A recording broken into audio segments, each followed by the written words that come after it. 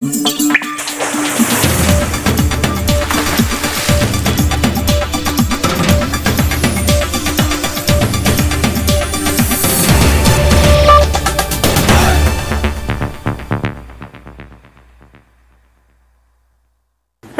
চারঘাটের কালুহাটি গ্রামের একটি ঘর যেন জুতা তৈরির কারখানা। দেশের বিভিন্ন স্থানে যায় কালুহাটির জুতা বিক্রি করে কয়েক দশকের ব্যবধানে গ্রামটির আমূল পরিবর্তন ঘটেছে। গ্রামটির সবাই স্বাবলম্বী। আরো জানাচ্ছেন আমাদের রাজশাহী প্রতিনিধি বুলবুল হাবিব। দাঁড়িয়ে রয়েছি রাজশাহী জেলার চারঘাট উপজেলার নিমপাড়া ইউনিয়নের কালুহাটি গ্রামে।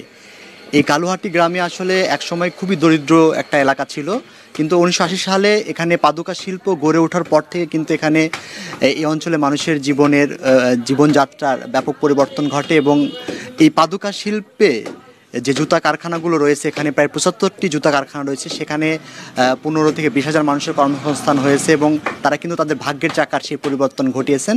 এবং এখান থেকে কিন্তু আসলে প্রতি বছর প্রায় 22 লাখ জুতো উৎপাদন হয় এবং প্রতি বছর যে 2 ঈদ রয়েছে সেই 2 ঈদে আরও আসলে জুতার উৎপাদনের হারটা আরও বেশি, কারণ সে সময় সারা দেশেই জুতা যায় এবং এখানকার এই কর্মসংস্থান করে নারীরাও কিন্তু আসলে স্বাবলম্বী হয়েছেন।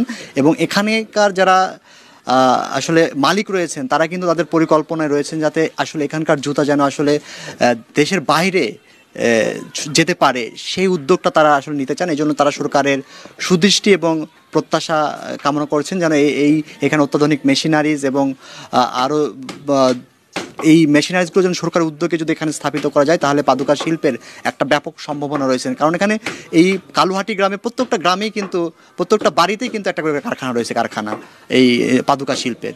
সেই জন্য আসলে তাদের প্রত্যাশা যেন এখন তারা হাতে তৈরি জুতো উৎপাদন করছে, কিন্তু অত্যাধুনিক মেশিনারিজ স্থাপনের পরে যদি সেই জুতোগুলো তারা তৈরি করতে পারে সেগুলো আসলে বিশ্বের বাজারেও চাহিদা তৈরি হবে বলে তারা মনে করছেন। তো এই ছিল আসলে এখান থেকে পাদুকা শিল্পের সম্ভাবনা নিয়ে বিস্তারিত। অসংখ্য